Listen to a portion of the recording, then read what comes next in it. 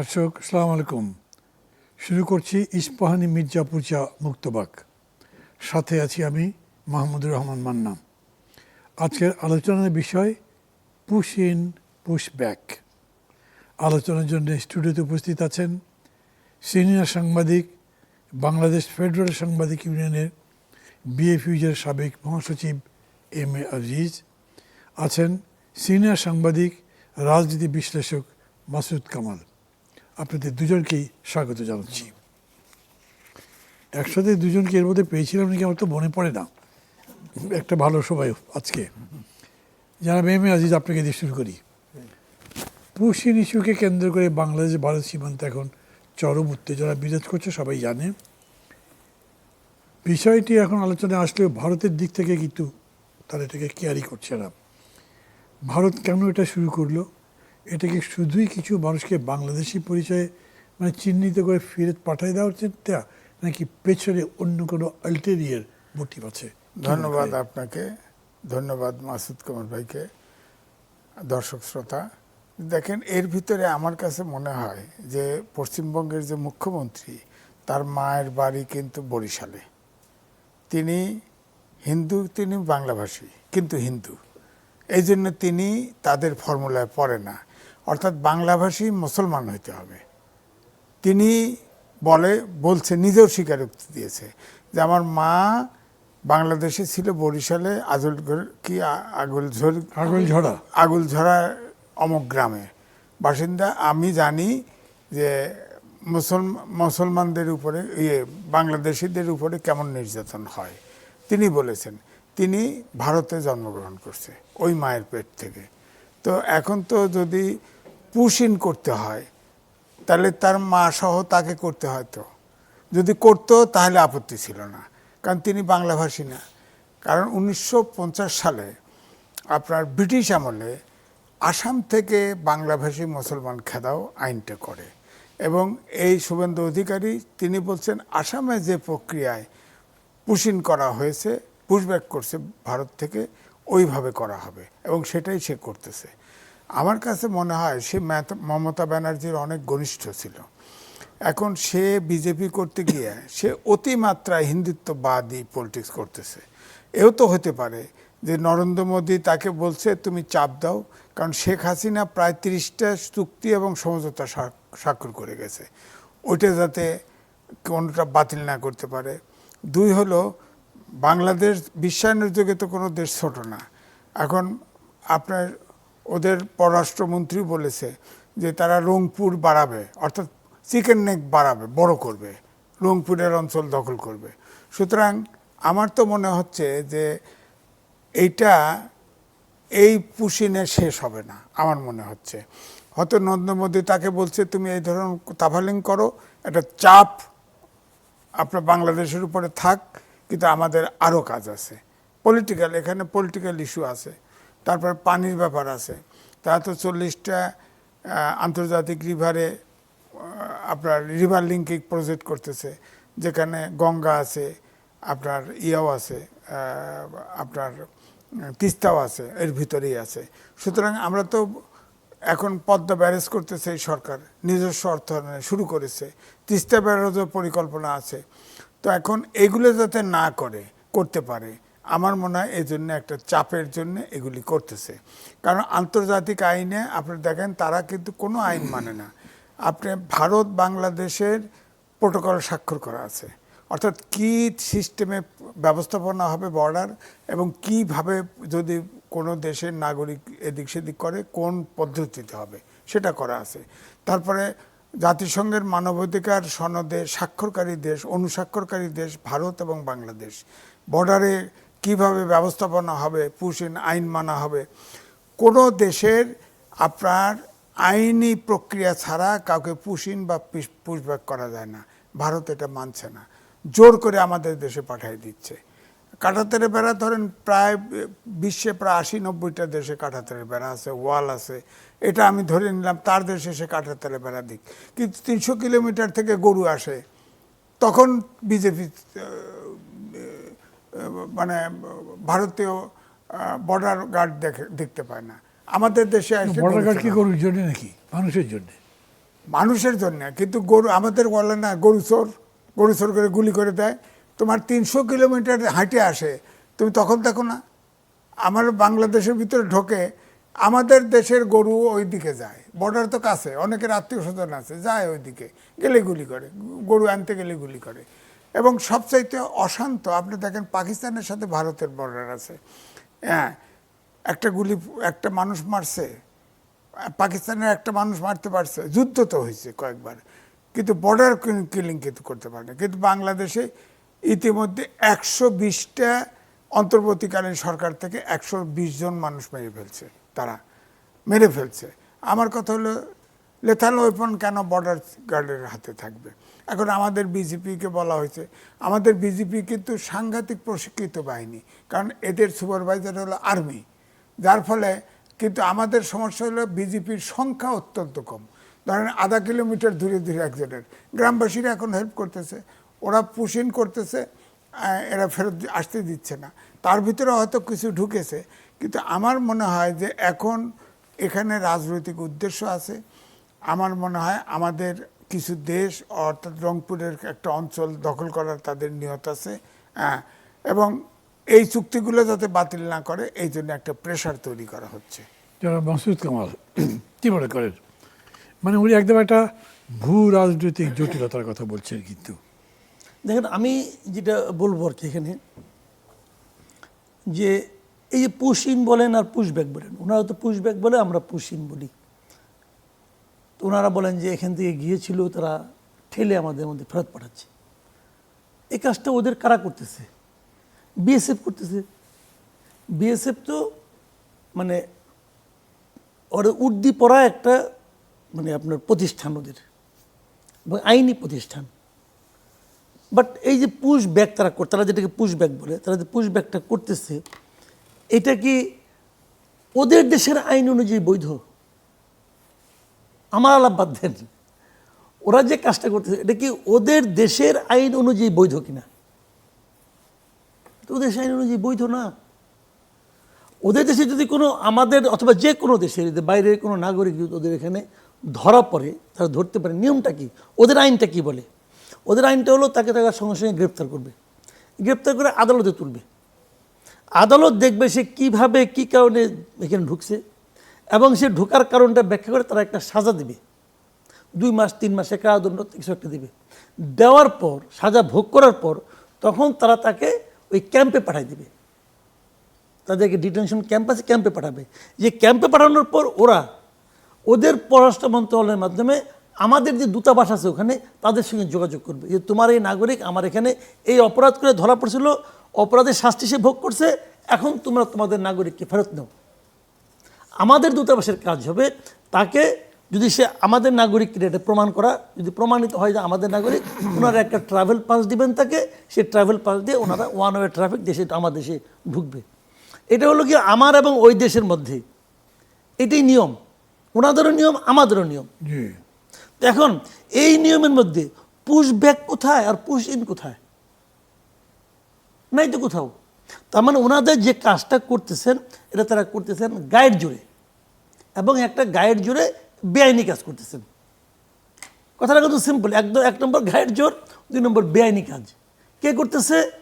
ওনাদের আইন প্রয়োগকারী সংস্থা লোকজন করতেছে। আর এটা কে করতে উৎসাহ দিচ্ছে? ওনাদের রাজনীতিবিদ এবং সরকারের লোকজন। এবং সরকারের লোকজন কীভাবে, আমি একটা এক্সাম্পল দিই আপনাকে।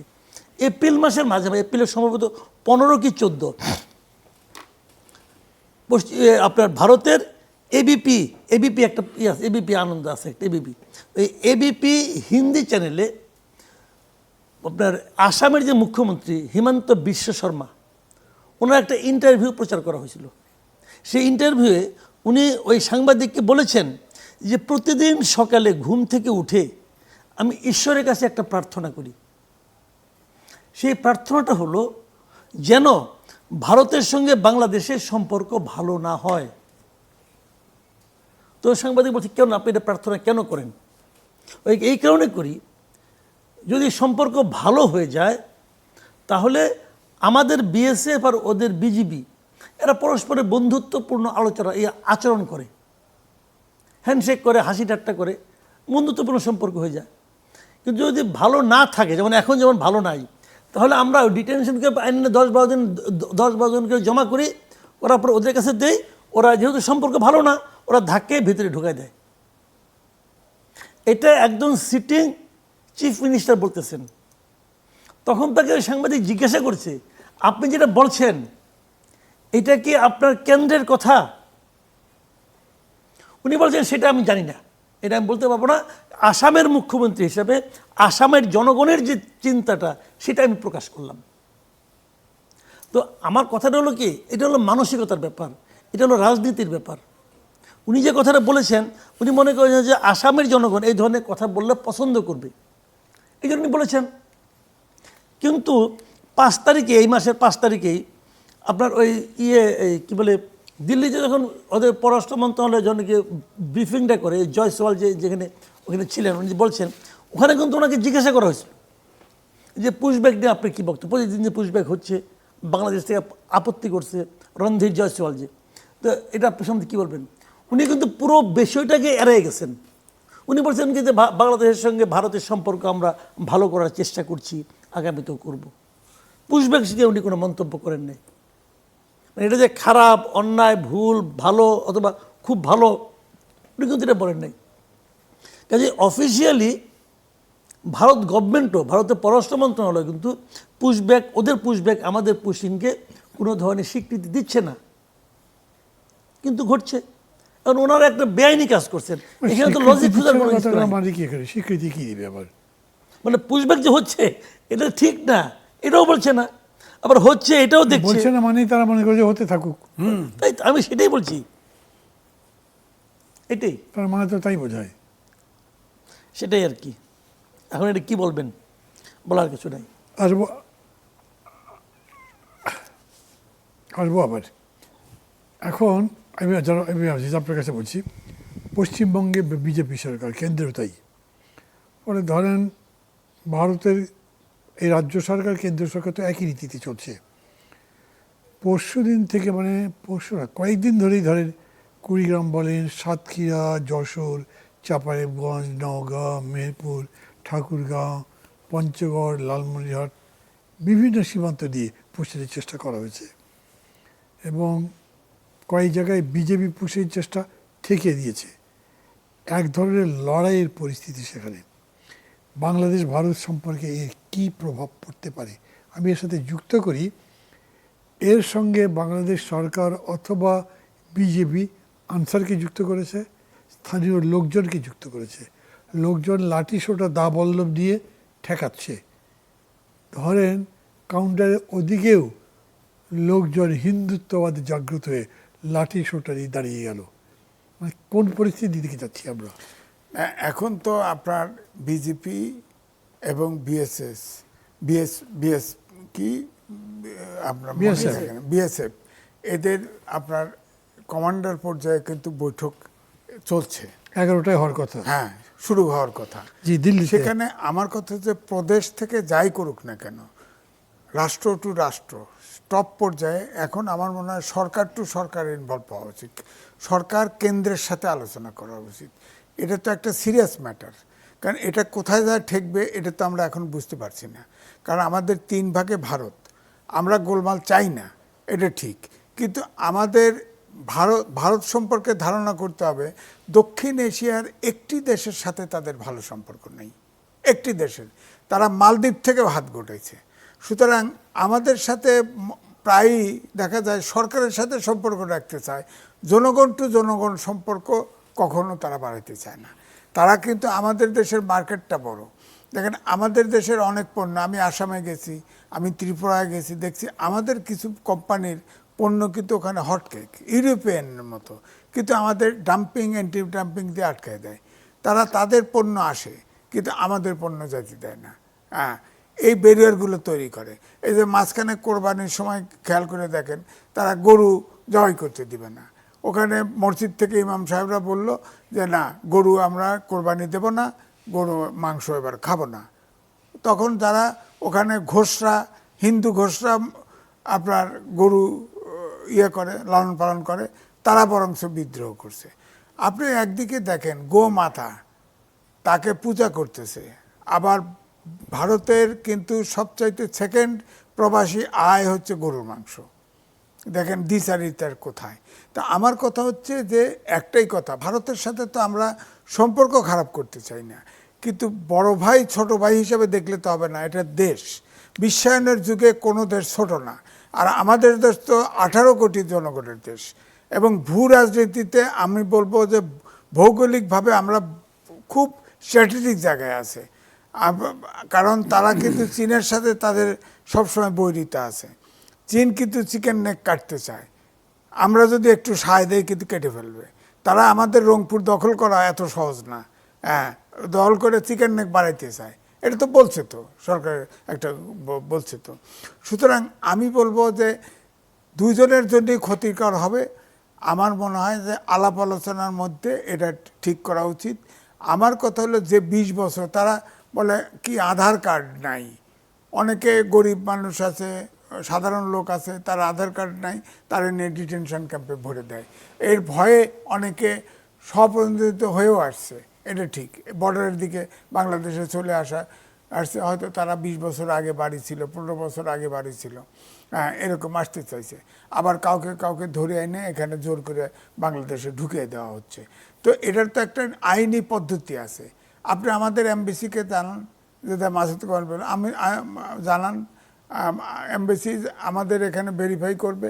ভেরিফাই করে যদি মনে করেন যে সে বাংলাদেশি, আমাদের থেকে আলাপ আলোচনা করতে আইনি পদ্ধতিতে জাতিসংঘের তো নিয়ম আছে। আপনার অনুস্বাক্ষরকারী দেশ ভারত এবং বাংলাদেশ, আমাদের সাথে প্রোটোকল স্বাক্ষর আছে। আইন কেন মানবে না? স্বাক্ষর করছে। আমাদের পানির ব্যাপারেও মানে না, পানির ব্যাপারেও তারা উঁচুরে, আমরা নিচু ভাটির এরিয়া, আপনার আন্তর্জাতিক নদীর পানি তো গতিপথ বদলাতে পারে, কিন্তু তারা তো করে, তারা করে। এখন আমরা যার ফলে পদ্মা ব্যারেজ দিচ্ছি, কারণ পদ্মা ব্যারেজে আমাদের তো গঙ্গার ওপারে তো গঙ্গায় তো পদ্মায় তো গ্রীষ্মকালে তো গরুর গাড়ি চলে। আমার যতদূর মনে আছে পদ্মার ব্যাপারে প্রেসিডেন্ট জিয়া যখন ছিলেন তখন উনি জাতিসংঘে গেছিলেন, হ্যাঁ, এবং তারপরে অনেক হবরবি ইত্যাদি করতে করতে তারপর তো চুক্তি হলো। এখন যে এতগুলো ঘটনা ঘটছে, আমাদের সরকার তো আন্তর্জাতিক কোনো আদালতে বা আন্তর্জাতিক পর্যায়ে এটাকে নেওয়ার মতো আমি জানি না, এখনো চিন্তা করছি না, না। অ্যাটলিস্ট প্রথমে আন্তর্জাতিক আপনার অনুস্বাক্ষরকারিত্ব জাতিসংঘের আছেই, আপনার যাইতে পারে। উদ্বেগ প্রকাশও করেছে, কিন্তু উদ্বেগ প্রকাশ করছে, পররাষ্ট্র প্রতিমন্ত্রী এ ব্যাপারে কথাও বলছে, স্ট্রংলি বলছে যে আমরা প্রতিহত করবো দিস এন্ড দ্যাট। আপনি সরকার টু সরকার আলোচনা করেন না কেন? এখন তো করছে, ধর আজকে রাত্রে যেটা হচ্ছে সেটা আপনি সরকার টু সরকার বলবেন না। না, এটা তো বিজেপি আর বিএসএস, এটা গভর্নমেন্টের একটা অংশ, তো গভর্নমেন্টের অংশ, কিন্তু এরা ডেফিনেটলি সরকার পর্যায়ে নয় এটা, কিন্তু সরকারের মানে দুটো অংশ বা অঙ্গ দিয়েই তো করা হচ্ছে না। অঙ্গ দিয়ে করা আর সরকারের, অর্থাৎ রাজনৈতিক নেতা, ফরেন মিনিস্টার বা প্রধানমন্ত্রী বা একটি টেলিফোনে কনভারসেশন করলো, এটা আলাদা গুরুত্ব আছে না। আমাদের সরকার তো এখানে ইনভলভ হওয়া উচিত। যদি ফেল করে তাহলে অবশ্যই এটা জাতিসংঘে চলে যাওয়া উচিত। সরকারের পক্ষ থেকে এটা বলা হয়েছিল সম্ভবত যে পরশুরা কবে যেটা বৈঠক ছিল, ওদের পক্ষ থেকে এইটা পুশির আলোচনা করতে রাজি হয়নি। 10-12টা চিঠিও দিয়েছে বাংলাদেশ থেকে, জি, চিঠিও দিচ্ছে, চিঠির কোনো উত্তর দেয় নাই। তারা এটা গায়ে লাগাচ্ছে না। যেমন তিস্তা নদীর পানি ভাগাভাগিতে বাংলাদেশ কিন্তু একবার আলোচনা হয়েছিল, গজলটোপায় 50-50। গজলটোতে পানিই থাকে না গ্রীষ্মকালে, মমতার ঘাড়ে চাপায় দেয়। মমতা ব্যানার্জি এটার বিরোধিতা করে, ও ইলেকশন আগে ইস্যু করছে না, অ্যাজিভ সে পানি, আরে তারই তো পানি থাকে না গ্রীষ্মকালে, গজলটোপায় পানিই থাকে না, শুকায় যায়, হ্যাঁ, তো সে পানি দিবে কোত্থেকে? সুতরাং আমার মনে হয় সরকার টু সরকার আলোচনা করা উচিত। কারণ এই বিএসএফ আর বিজেপি কথা বলে, ধরেন তাদের কর্নেল পর্যায়ে বা ব্রিগেডের পর্যায়ে আলোচনা করে, এটা বোধহয় রাষ্ট্রীয় যে পলিসি ঠিক করতে পারবে না তারা, হ্যাঁ, কিন্তু এই অ্যাটেম্পটগুলো যেগুলো হচ্ছে সেগুলো বন্ধ করার জন্য রিকোয়েস্ট করতে পারে। মানে আজকে একটু ঘটনা বলি, এটা অবশ্য আপনার কাছে আমি একটা প্রশ্ন রাখছি, আমি মাসুদ কামাল আপনার কাছে বিরতির পরে এটার জবাব আশা করব। আগেই বলে রাখি, মানে যে সীমান্ত ধরেন তো এখন খুব থমথমে। আজকের কথাই ধরেন জামালপুরের কামালপুর সীমান্তে উত্তেজনার এক পর্যায়ে বিএসএফ বলেছে গুলি করে দেবে, বিজিবিও জবাব দিয়েছে আপনারা গুলি করলে আমরা বসে থাকবো নাকি, আমাদের কাছে গুলি নেই। মানে কোন দিকে যে যাচ্ছে পরিস্থিতি, কখন যে কি হয়ে যায়, এটা একটা কথা। তার মধ্যে উনি বলছেন বৈঠক করবার কথা সরকারি পর্যায়ে, নিশ্চয়ই সেটা করা দরকার। দর্শক মণ্ডলী, এরপরে কথা বলবার জন্য আবার ফিরে আসবো, সাথেই থাকেন। একটা বিরতি নিচ্ছি।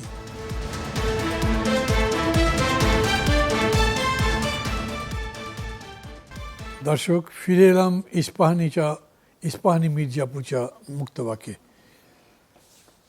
বাস্তুদ কামাল আপনাকে একটা প্রশ্ন করেছি, আবার বলবো।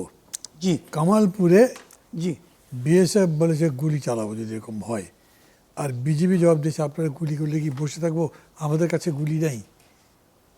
দেখেন, আমাদের সঙ্গে তো এরকম গোলাগুলি কিন্তু আগেও হয়েছে একবার, খুব বড় গোলাগুলি হয়েছিল যখন নাকি যে ফজলুর রহমান সাহেব পদুয়াতে। বিডিআর ছিল, বিডিআর ছিলেন, ডিজি ছিলেন।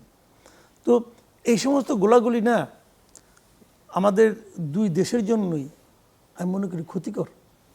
কারণ একটা সিচুয়েশন যখন এরকম হয়, এটা তো কেবল এখানেই থাকে না, অনেক দূর পর্যন্ত চলে যায়। তো এবং এই গোলাগুলির খুব ভালো রেজাল্ট আমরা কখনো পাই নাই।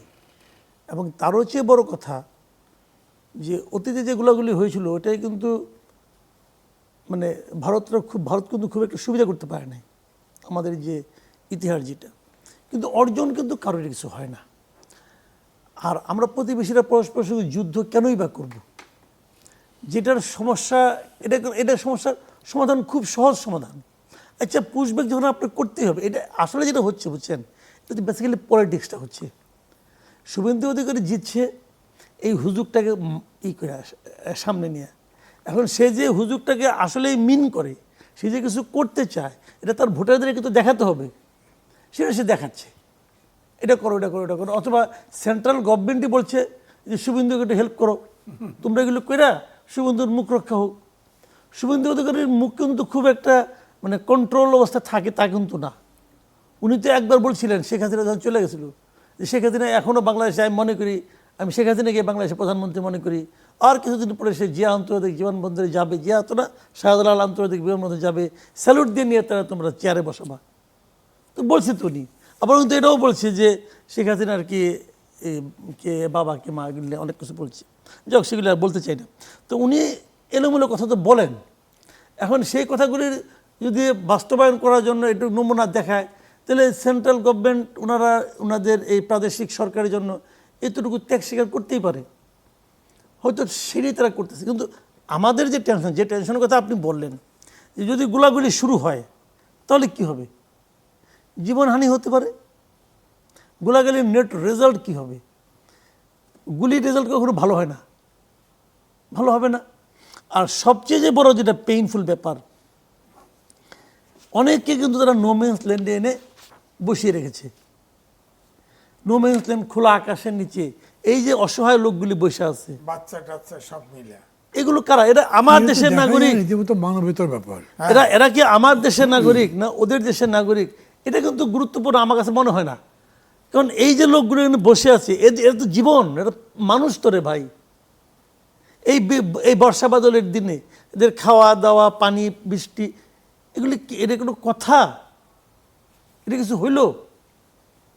এবং এটা করে নিয়ে তারা কে নিজেদেরকে মানবিক সরকার হিসেবে প্রতিষ্ঠা করার চেষ্টা করছে, এটা তো আমি বুঝি না। কই কোনো বড় লোক কিন্তু পাঠায় না। পুলিশের মানে কি? এরা অবৈধভাবে ওখানে গেছে, তো অবৈধভাবে তো আওয়ামী লীগের বহু লিডার গেছে, অবৈধভাবে তো শেখ হাসিনাও গেছে। তো শেখ হাসিনা পুষিন করুক। তো এইগুলি বলে তো লাভ নাই। মানে এইগুলি আসলে পলিটিক্স। এবং এই যে পাঠাচ্ছে যাদেরকে, সব মুসলিম। মানে টোটাল যে পলিটিক্সটা বিজেপি করতেছিল। পলিটিক্স আপনি এর আগেও একবার বললেন, কি পলিটিক্স হতে পারে? এই তো ওখানকার ভোটারদেরকে বোঝানো, দেখো আমরা এই সমস্ত মুসলমানদের রাখবো না আমাদের এখানে, এরা সব বাংলাদেশের লোক। ওদের তো যে এসিসি যেটা হয়েছে, এটার তো মূল বক্তব্য এইটা, যদি ওখানে কেউ যায়, তারা যদি মুসলিম ছাড়া অন্য কিছু হয়, তাহলে তাকে তারা নাগরিকত্ব দিয়ে দেবে। মানে বাংলাদেশের সাথে সম্পর্কিত কোনো রাজনীতি থাকতে পারে, এটাও থাকতে পারে। মানে যেমন ধরে যে আওয়ামী লীগ।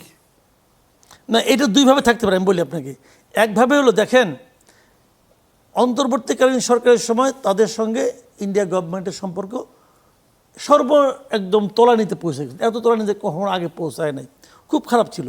আমরা সবাই ভেবেছিলাম যে নতুন একটা পলিটিক্যাল গভর্নমেন্ট আসলে, ডেমোক্রেটিক একটা গভর্নমেন্ট আসলে এর সঙ্গে হয়তো ইন্ডিয়ার সম্পর্কটা ভালো হবে, আমরা সবাই প্রত্যাশা করেছিলাম। এবং আমরা এটাও দেখলাম আমাদের দিক থেকে আমাদের পররাষ্ট্রমন্ত্রী প্রথম বিদেশ সফর ইন্ডিয়া দিয়ে শুরু করলো। তো গেল, আমরা ভাবছিলাম উনি তো খুবই নাকি ক্যারিসমেটিক লোক, শুনেছি হয়তো উনি বিশ্ব জয়, দিল্লি জয় করে আসবে।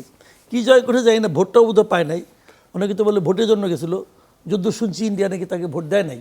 যাই হোক, সব সে গেছে। নেট রেজাল্ট কি? নেট রেজাল্ট কিছু না কিন্তু। এখন তারপরেও কিন্তু আমরা দেখছি অন্তর্বর্তীকালীন সরকার চলে গেলো, ইউনুসকে পছন্দ করে না, ইউনুস 7 সিস্টার নিয়ে কী বলছে না বলছে, অনেক কথা নিয়ে আলোচনা আছে, অনেক অজুহাত আছে। তো এই গভর্নমেন্টের সঙ্গে যখন নাকি খালেদা জিয়া মারা গেলেন, ওনারা মারা যাওয়ার পর তো পররাষ্ট্রমন্ত্রী নিজে চলে আসছিল তারেক রহমানের সঙ্গে দেখা করতে, তাহলে তার সঙ্গে তো এই আচরণগুলি মিলে না। এখন আমার যেটা সন্দেহ হয় যে সামনে ইন্ডিয়ার সঙ্গে আমাদের কয়েকটা দ্বিপাক্ষিক চুক্তি নিয়ে আলাপ আলোচনার ব্যাপার স্যাপার আছে। গঙ্গা চুক্তি তো এই বছরে শেষ হয়ে যাচ্ছে, ওটা আবার রিনিউ করার ব্যাপার আছে।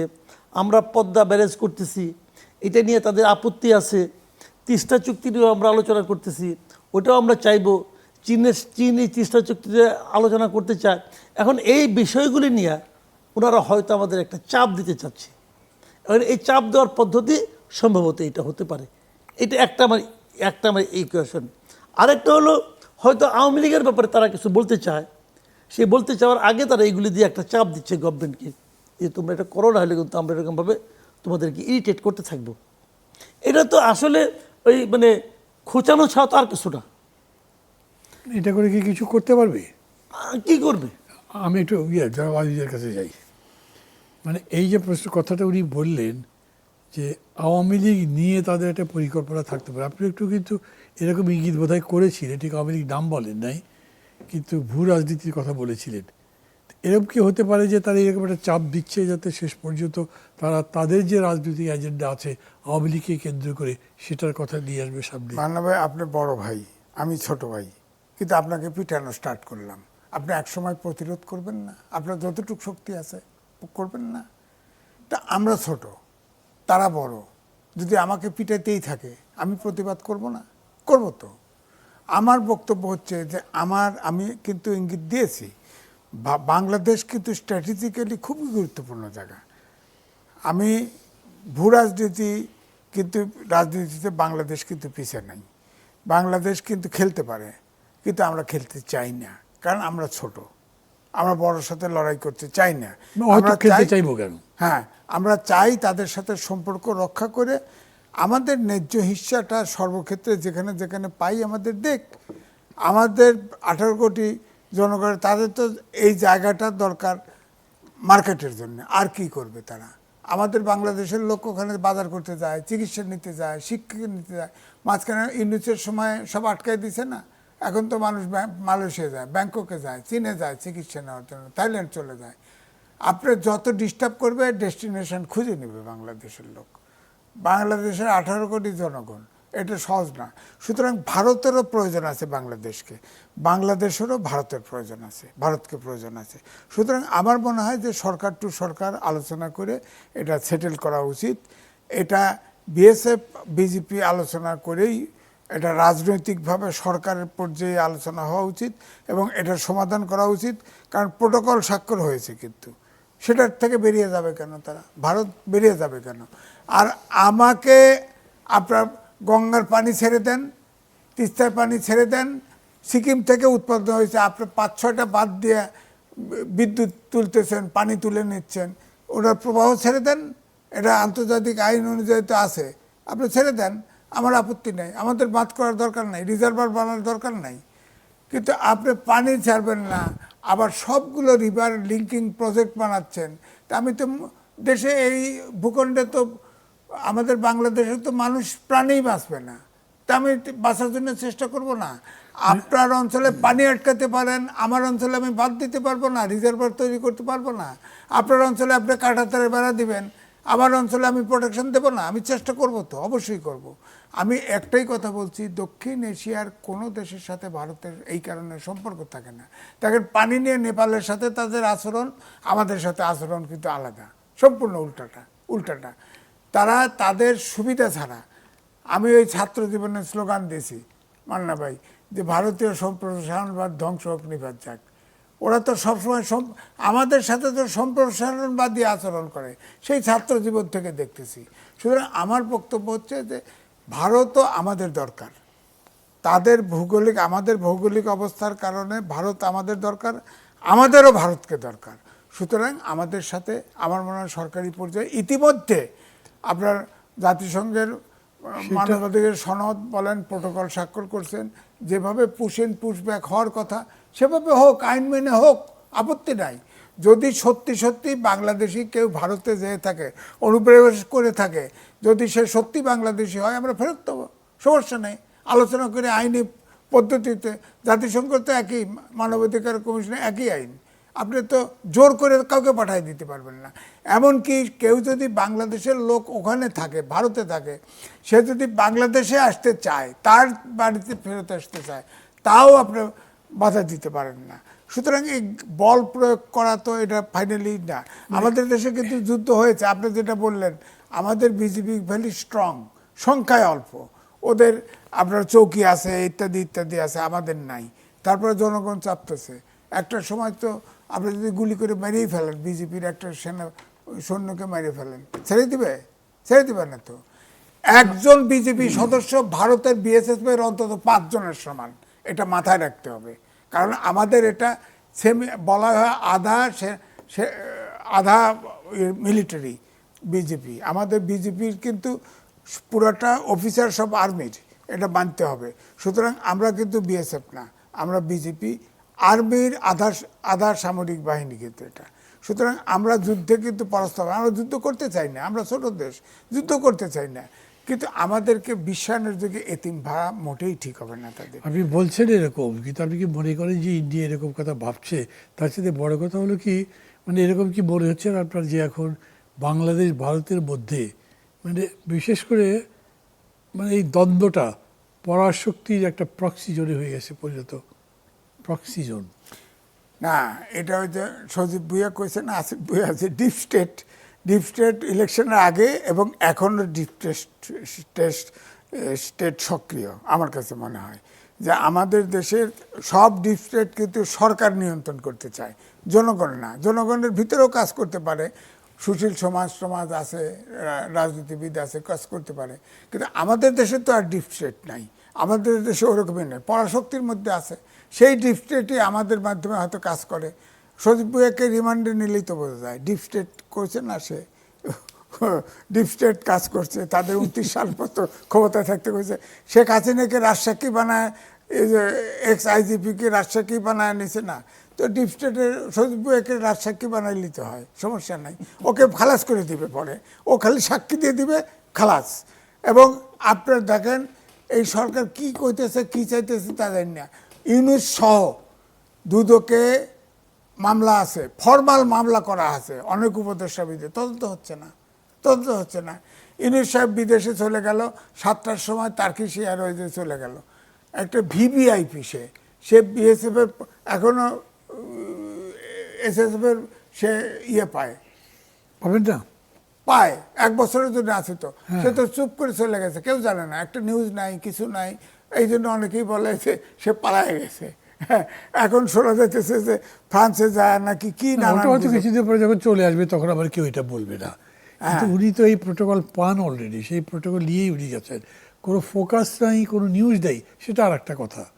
সেটা কেন নাই সেটা উনি জানেন বা গভর্নমেন্ট জানেন, আমরা জানি না। সিএনএন আপনার এই যে এত শিশু মারা গেল হামে, সেটার ব্যাপারে কোনো ওনার বক্তব্য নেই। সিএনএন সিও মারা গেছে, ঠিক স্টেটমেন্ট দিয়েছে, বিশাল এক স্টেটমেন্ট। কি খেলে উনি যখন রাজনীতিতে আসেননি তখন কোনো ব্যাপারে ওনার বক্তব্য শুনেছিলেন? কোনো স্বাধীনতা দিবসে, কোনো বিজয় দিবসে, কোনো 21শে ফেব্রুয়ারিতে? তা শুনে নেই। উনি তো আপনার তো মান্না ভাই বলছেন, আপনার তো ডাইরেক্ট টিচার ছিল, আপনার তো উনি কথা বলে না, শোনে, কিন্তু ওনার ক্রিমিনালি আচরণ সে নিজেই করে, এটা কেউ জানায় করে না। তো তার যা করার সে ঠিকই করে। আপনি বলেন তো, তিনি সরকার প্রধান ছিল, তার এক্সিকিউটিভ অর্ডারে তার মামলাগুলো তুলে নিছে, বলেন। তারপর গ্রামীণ ব্যাংকের বেনিফিট নিছে, সে গ্রামীণ ফোনের নামে বেনিফিট নিছে তো, তার নামে কিছু নাই, কিন্তু সে নানাভাবে ট্রাস্ট করে টরে নানাভাবে বেনিফিট নিয়ে গেছে। এগুলো করছে কোন কারণে, কি কারণে বলেন? সে নোবেল উইনার কেমন, পিস প্রাইজ পাইলো, বিশ্ববিখ্যাত লোক কেমনে? 3-0 থিওরি, বাংলাদেশে 3-0 তিনটেই কানা করে ফেলছে। 0 আপনি বলেন 0 আনএমপ্লয়মেন্ট, বিশ্ব ব্যাংক বলে 3 কোটি লোক বেকার, সে বেকার করে থেকেছে। 0 প্রভার্টি, এখন মানুষ খাবার পায় না। আপনি বলেন বাংলাদেশের অর্ধেক লোক খাবার পায় না, 80% লোক খাবার পায় না। আচ্ছা 0 কার্বন ইমিশন, এখন বাংলাদেশ বিশ্বের ভিতরে বায়ু দূষণে 1 নম্বর। উনি 18 মাস ক্ষমতায় 3-0 থিওরি দিয়ে সারা বিশ্ব জয় করতেছে। ব্যাকুব বিশ্ব যে বাংলাদেশে তুমি 18 মাস থাকলে এই 3-0-র 1-0 তো নড়লো না। তুমি 3-0 বাংলাদেশে, সারা পৃথিবী জুড়ে 3-0 চড়াইছিলে, বাংলাদেশে 3-0 সব শেষ। বলে না। আচ্ছা, আমাদের সাবজেক্টে আসি। বিষয় হচ্ছে যে প্রক্সি ওয়ার হচ্ছে এরকম কি? না, প্রক্সি ওয়ার আমি ওয়ার বলবো মানে না। ওয়ার না, মানে একটা প্রক্সি জোন। এই যে ধরেন আপনি একটু আগে চিকেন নেক নিয়ে বলেন, কিংবা এই জায়গাতে যে একটা পরাশক্তির দ্বন্দ্ব চলছে আমেরিকা চীন, বা এইখানকার রিজিওনাল যদি পরাশক্তি ধরেন ইন্ডিয়া চীন, এইসব দ্বন্দ্বের জোনে পরিণত হয়ে গেছে। না, ভারত কিন্তু বাংলাদেশের উপরে সবসময় সরকারকে অনুগত রাখতে চায়। হ্যাঁ, এবং তাদের এখন টার্গেট হচ্ছে, তাদের মাথা ব্যথা হচ্ছে 7 সিস্টার, এবং 7 সিস্টার বাংলাদেশ কিন্তু হুমকি 7 সিস্টারের জন্য। কারণ আমরা কিন্তু 7 সিস্টার কাটিয়ে দিতে চাই না, চীন দিতে চায়। সুতরাং এখানে যারা যে ধরেন এই যে লাস্টে আমি লিখেছিলাম, কেউ ছাপে নাই, ট্রানজিট ইউনিটারি আপনার বাতিল করে দিয়েছে, ট্রানজিট বাতিল করছে, কিন্তু আসাম থেকে তাদের ট্রেন 7 সিস্টারে যাবে, আবার ঠিক একই রাস্তা দিয়ে এটা আসাম পশ্চিমবঙ্গে চলে যাবে। এটা হলো করিডোর। শেখ হাসিনা কিন্তু লাস্ট যেটা ট্রানজিট চুক্তি করেছিল, এটা হলো করিডোর। হ্যাঁ, এইটা তাদের সবচেয়ে জরুরি, এটা যাতে বাতিল না হয়। ওটা তো এক্সিকিউট হয় নাই এখনো, বুঝছেন না, এক্সিকিউট হয় নাই, এটা দরকার আছে তাদের। এই জন্য আমার মনে হয় যে তারা এই চিকেন নেক নিয়ে যত পলিটিক্স করতেছে এবং বাংলাদেশ সরকারকে চাপে রাখার জন্য এগুলি করতেছে। তারা প্রক্সি ওয়ার টোয়ার না, হয়তো ভয় টয় দেখাচ্ছে কিছু লোক, সেই সাথে কিছু তারাও তো অনেক লোক জনসংখ্যা বেড়ে গেছে, বাংলাভাষী কিছু মুসলমান তারাই দিল। হ্যাঁ, দেখেন খ্রিস্টান, বৌদ্ধ, জৈন কত কিছু রয়েছে, তারা কিন্তু নাগরিকত্ব পারবে। শুধু বাংলা ভাষায় কথা বললেই সে বাংলাদেশে যাও, এটা কোন ধরনের ইয়ে হলো বলেন? বর্ডারে এই গরম বৃষ্টি, বাচ্চা কাচ্চা সব ফেলে রাখছে, ছবি দেখা যায় টেলিভিশন, কি নির্দয়। আসবো আবার আপনার কাছে, যারা মাসুদ কামাল। জি, রোহিঙ্গা ইস্যু তো এখনো যায়নি। আবার বঙ্গোপসাগরে বাংলাদেশের সাবমেরিন বেজে চীনের আধিপত্য আছে। আমেরিকার সাথে সাম্প্রতিক বাণিজ্য চুক্তি, সবচেয়ে বড় বর্ডার শেয়ারিং প্রতিবেশী হিসেবে ভারতের সাথে দীর্ঘদিনের সম্পর্কের টানাপোড়েন মিলেই। অন্যদিকে আবার কৌশলগত স্থাপনায় রাশিয়ায় বিনিয়োগ, মানে চিত্রটা দেখেন। 3টা দেশ, আমি বারবার যে প্রশ্ন ওনাকে করবার চেষ্টা করছিলাম, বিভিন্নভাবে বিভিন্ন অক্ষয়ে বা বিভিন্ন প্রভাবে তারা আমাদের সঙ্গে রিলেটেড। এটা জটিল সমীকরণ মনে করেন না, ভূ রাজনীতি খুবই জটিল। এবং সমস্যা কি জানেন, এই সমীকরণ থেকে আমাদের কোনো প্রাপ্তির যোগ নাই। ভেরি ইন্টারেস্টিং, ডক্টর ইউনূস সাহেব এমন কিছু কাজ করে রেখে গেছেন যে এই যে একটা সমীকরণটা পাকা রেখে গেছে, এটা কিন্তু ওনার সমীকরণ। এই সমীকরণের কোনো সমাধান আমরা পাবো না, এবং এই সমীকরণ থেকে আমাদের কোনো লাভ নাই, ক্ষতি ছাড়া। আমরা আসলে একটা ব্যাটেল গ্রাউন্ডে পরিণত হচ্ছি। এই সমুদ্র এই যে মানে আমাদের এই দক্ষিণের কোনাটা যেটা এখানে আপনি ধরেন মিয়ানমার, ভারত, চীন, এবং এর মধ্যে ডক্টর ইউনূস জিয়াফত করে নিয়ে আসছে ইউএসএকে। সব মিলে এখানে যে এটা কিন্তু টোটাল একটা ব্যাটেল গ্রাউন্ড হয়ে যাবে, এবং সেখান থেকে আমাদের কিচ্ছু প্রাপ্তি যোগ নাই। আমরা হলাম গিয়ে এও গুলি করলে আমার গায়ে লাগবো, ও গুলি করলে আমার গায়ে লাগবো, এও ধাক্কা দিলে আমি আঘাত পাবো, ও ধাক্কা দিলে আমি আঘাত পাবো। আমাদের স্যান্ডউইচের ওই ভেতরের অংশ হওয়া ছাড়া আমাদের আর কোনো কাজ নাই। এইটা ডক্টর ইউনূস সাহেব, এই মহাজ্ঞানী, এবং তার সঙ্গে মহাজ্ঞানী আরেক মহাজ্ঞানী ডক্টর খলিল, এরা দুইজনে মিলে এই আকামটা করছে। সেই খলিল তো আমরা আবার মানে বিভিন্ন রকম ফুল টুল দিয়ে পূজা করতেছি। তো এখন এই হলো কি আমাদের নিয়তি, এখান থেকে আপনি বেরোতে পারবেন না। তো আমি মানে এই যে এটাও তো মনে বলছেন- করি, এই যে বলছেন নিয়তি বলছেন, বেরোতে পারবো না বলছেন, তো তাহলে কি হবে? কেমনি বেরোবেন আপনি? আপনি কে? আমি কে? আমি তো জনগণ। আমাদের এই দেশের মানুষের, এই দেশের টোটাল যে পাওয়ার, সেই পাওয়ার আমি আপনি পিপিলিকার মতো কীটপতঙ্গ। করতে পারতো কারা? সংসদের এটা আলোচনা হতে পারত, সরকার একটা সিদ্ধান্ত নিতে পারত। আপনি দেখছেন যে আপনি তো অনেকদিন রাজনীতি করেন, আপনি তো এগুলো বোঝেন যে যত চুক্তি আমাদের দেশে এই যাবৎকালে হয়েছে, সেই বঙ্গবন্ধুর বিখ্যাত কুখ্যাত কি গোলামী চুক্তি, ওটা সহ যুক্তরাষ্ট্রের সঙ্গে এবার যে চুক্তিটা হয়েছে, এরকম ভয়ঙ্কর চুক্তি আর হয়েছে কিনা? সার্বভৌমত্ব বলতে কিছু নাই। আপনি রাশিয়ার কাছ থেকে তেল কিনবেন আপনি ক্রেতা, আপনি বিক্রেতা রাশিয়া, অনুমতি দানকারীকে যুক্তরাষ্ট্র। জুনের 13 তারিখ পর্যন্ত অনুমতি দিয়ে রাখছে। 13 তারিখে পরে আবার যদি ওনারা বাড়ায়, আমি কিনি আর না বা কিনি, যদি না দেয়, তো এরকম চুক্তি বাংলাদেশে কখনো হয়েছে? হয় নাই। এই চুক্তি নিয়ে এই সরকার, এই বিরোধী দল কাউকে কোনো কথা বলতে শুনছেন এই পর্যন্ত? শুনেন এটা নাই। তো যে রুমিন ফারহান একবার আলোচনা রবীন করতে ফারহান তো চাইলো সরকারি দলের বিরোধী দল, সে স্বতন্ত্র, না, সে তো 4 জন সদস্যের সাপোর্ট পায়নি একটা নোটিশ দেওয়ার জন্য। নোটিশ দেওয়ার জন্য, সে পায় নাই। তো কত অসহায় আমরা। আর এখানে আমি আপনি কে? আমার আপনার কথা কি মূল্য আছে? আমরা চিৎকার চেঁচামেচি করি, ওরা বলে হে পাগল করে কি, হয়তো নিজের খেয়ে গলায় চিৎকার করে, লাভ কি? কোন লাভ আছে বলেন? না, কিন্তু একটা টক শো বলেন অথবা যে কোনো একটা অনুষ্ঠান বলেন, এইরকম জায়গাকে ছেড়ে দিতে পারবো ভাই। আমাদের কোনো উপায় নেই মরে দেওয়া ছাড়া, এখন তো আমাদের কোনো উপায় নেই কষ্ট সহ্য করা ছাড়া, আমাদের কোনো উপায় নেই দাসত্ব করা ছাড়া। তা তো হতে পারে না। না, তা হতে পারে না, তত্ত্বগতভাবে হতে পারে না, কিন্তু তাই তো হচ্ছে। আপনি ডক্টর খলিল বলে যে আমরা এটা করার আগে উভয়ের সঙ্গে আলাপ করছি। মিনমিন করে আমাদের বললেন, ডাক্তার শফিকুর রহমান বললেন যে না, আমার সঙ্গে আলাপ হয় নাই, এই পর্যন্তই। জি, পরে আবার বলছে তারপরে কোনো তার দলের কোনো আলোচনা নাই। পরে বলছে বাস্তবতার নিরিখে দেখতে হবে। এখন তারপরে সেখানে গেলেন এই চুক্তির পক্ষে একমাত্র, এবং তার পক্ষেও খুব একটা শুনি না, কিন্তু পক্ষে শুনলাম একটাকে অ্যাম্বাসেডার বলছে, মার্কিন অ্যাম্বাসেডার, সে তো বলবেই। ওনার পক্ষে বলছে। আরেকটা বলতে শুনলাম যে আমাদের এই কি বলে বাণিজ্য মন্ত্রী, উনি একদিন বললেন যে এই চুক্তিতে কিছু কিছু ভালো দিক আছে, কিছু কিছু আছে, আমরা এগুলি পরে পর্যালোচনা করব। আর ডাক্তার জাহিদুর রহমান একদিন বললেন যে আমরা এগুলি নিয়ে পরে পর্যালোচনা করব। আরে ভাই, পর্যালোচনা আচ্ছা, একটা চুক্তি হয়েছে, এই চুক্তি নিয়ে কত মানুষ হইচই করতেছে, ওনারা এখনো পর্যালোচনা করেন নাই। না, সেটা পর্যালোচনা করার কথাটা একটু কিন্তু ভেগ। কেন আপনি পড়বার সাথে সাথে কি সেলস পাচ্ছেন না? পাচ্ছেন না আপনি? তারপরে পর্যালোচনা করতে 6 মাস পর্যন্ত ধরে বসে থাকতে হবে কেন? মানে চুক্তিটা যখন আপনি করছেন, করার আগে পর্যালোচনা করেন নাই, সেই তো। দেখেন নাই যে কি হচ্ছে। আরো ভয়ঙ্কর জিনিসটা কি দেখেন, চুক্তিতে যেটা আছে, চুক্তি কিন্তু এখনো বাস্তবায়িত হয় নাই, ওদের অফিসিয়াল এখনো সুপ্রিম কোর্ট এটা বাতিল করে দিয়েছে।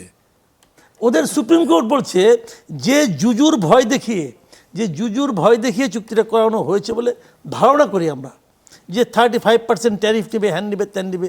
ওদের সুপ্রিম কোর্ট বলছে 35% ট্যারিফ আরোপ করার কোনো এখতিয়ারই ট্রাম্পের নাই। তাহলে তো জুজুর ভয় শেষ।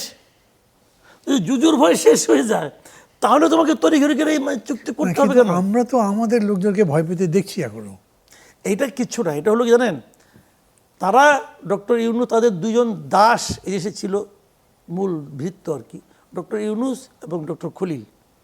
এই 2 ভৃত্য, তারা এই কাজগুলো তাদের হয়ে হুজুরের জন্য এই কাজগুলো তারা করে গেছে। এবং তারা তো এই দেশে কেউ থাকে না। ডক্টর খলিল কি এই দেশে গত 25 বছর ছিল?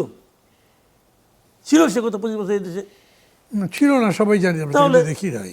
তাহলে উনি দিছে দায়িত্ব, উনি করছে এই কাজটা। ডক্টর আলী রিয়াজ ছিল এই দেশে, সে এসে নিয়ে জ্ঞান দেব আমাদের জাতি কিভাবে চলবে, দেশ কিভাবে চলবে। এখন আপনি ডক্টর ইউনুস কখন থাকে কখন যায় কেউ জানে না। আপনি এখন খলিল রহমানের কথা বলছেন, কিন্তু উনি আসলো কিভাবে? He is the foreign minister of this country. কেমনে হলো এই সময় এই পোস্টের জবাব কেউ দেয় না। বাংলাদেশ থেকে জাতিসংঘের সাধারণ পরিষদের সভাপতি এখন। ওইটা হোক, ওটা হলে ভালো, আপদ বিদায় হলো, কিন্তু তাও তো বিদায় হলো না। সে বলছে আমি 1 বছর দুটোই থাকবো। হুমায়ুন রশিদ চৌধুরী ছিল, আমিও থাকবো। হ্যাঁ। তো যাচ্ছে না তো উনি মানে সবাই মনে করেছিল যে তাহলে হয়তো এখন প্রধান কি বলে পররাষ্ট্রমন্ত্রীটা ছেড়ে দেবেন, কিন্তু উনি তো ছাড়বেন না। ছাড়বে না তো সে। মানে একটা লোক কতটা মানে নির্লজ্জ হতে পারে, আমি দেখতেছি জিনিসটা। মানে ওনাকে কিন্তু সারা দেশের সমস্ত জায়গায় আলাপ আলোচনা কেউ তার প্রশংসা করেছে না, সে থাকবে এখানে। আবার সে বলে আমি কি জোর করে আসছি। যাই হোক, কথাটা বাড়াবো না যে ওনাদের পক্ষে বলার মতো কেউ নাই। যুক্তিও কি দিয়েছেন যে হুমায়ুন রশিদ চৌধুরী ছিলেন, আরও পৃথিবীর দু একটা দেশের কথা বলেছে, সেখানেও এরকম দ্বৈত পাওয়ার নিয়ে আছে, আমিও থাকতে পারি। এটার পাল্টা যুক্তি আমরা বললে ওনার তো বলার সুযোগ নেই। একইভাবে যে অভিযোগগুলো করছি উনি কিছু বলতে পারছেন না। তবে এইটা ঠিক যে আমরা যে বাণিজ্য চুক্তি মার্কিন যুক্তরাষ্ট্রের সাথে করেছি, এটা নিয়ে সর্বত্র সমালোচনা হচ্ছে, সেটার জবাব সরকার দেয়নি, সেটা পার্লামেন্টে ওঠেনি, সেটা পার্লামেন্টে আলোচনা করতে চেয়েছিল রুমিন ফারহানা। সমুদয় সদস্যরা মিলে সেই আলোচনা করবার ব্যাপারে আগ্রহী দেখাননি। That is very shame. Manna ভাই, পার্লামেন্টে আলোচনাটা পড়ে আপনি দেখেন ট্রাম্পের যে ট্যাক্স বসেছে এটার তার এখতিয়ার নাই, সুপ্রিম কোর্ট নাকচ করে দিয়েছে, American supreme court. European union তাদের ট্রাম্পের বন্ধু দেশ, আমেরিকার বন্ধু দেশ, তারাও নাকচ করে দিয়েছে। আমাদের যে চুক্তিটা করলো 7 দিনের ভিতরে রিভিউ করা যেতে পারত, রিভিউ করার স্কোপ ছিল, সেটাও করে নাই।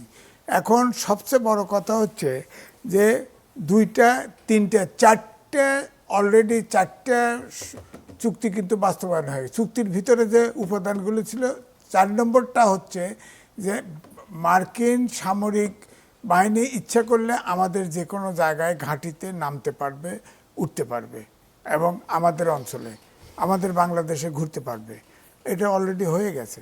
অর্থাৎ শেখ হাসিনা বলছে না যে আমরা দ্বীপ চাইলে আমার ক্ষমতায় থাকা অসুবিধা নাই, সেটা তো আমরা বিশ্বাসে নেই। এখন তো দেখা যায় যে এখন বাংলাদেশটাই আমেরিকার দিয়ে দেওয়া হয়েছে। তো এই জন্য আমি বলছি যে যেমন আমাদের কিছু করার নাই, আমেরিকা করবে।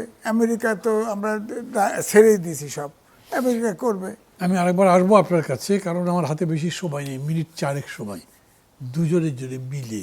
কিন্তু প্রশ্ন আমি একটাই করব, বোধহয় আজকে রাতে, মানে এখন যদি সময় দেখি তাহলে গতকাল রাতে পররাষ্ট্র প্রতিমন্ত্রী শামা ওবায়দ বলেছেন সরকার ভারতকে 12টা চিঠি দিয়েছেন। 12 থেকে 13টা, হ্যাঁ 12 থেকে 13টা 13টা চিঠি আনুষ্ঠানিকভাবে দিয়েছে। বিজেপি বিএসএফ বৈঠক তো চলছে, এরপরে গভর্নমেন্ট লেভেলেও একটা বৈঠক করবার চেষ্টা করা হবে। ধরেন এই পরিস্থিতিতে কোনো রেজাল্ট হলো না, তারপরে কি? 2 মিনিট করে বলেন। না, আমার বিবেচনা রেজাল্ট হবে। আমি মনে করি এক রেজাল্ট হবে। মানে কি, এরা এগুলি আর কন্টিনিউ করবে। এরা হলো কি জানেন, আমার যেটা মনে হয় যে শুভেন্দু অধিকারীর মুখ রক্ষার জন্য এই কাজগুলি করতেছে ওরা। 2 দিন পরে ওরা ওদের পিপুল খুব পশ্চিমবঙ্গে যারা নাকি বিজেপিকে ভোট দিয়েছিল তারা খুব সন্তুষ্ট হয়ে যাবে, বাহ আমাদের নেতা ভালো দেখাইছে। এবং উনি তো বলছে 45 দিনের মধ্যে কাটাতারে বেড়া করে দেন, আমি জায়গা দেবো।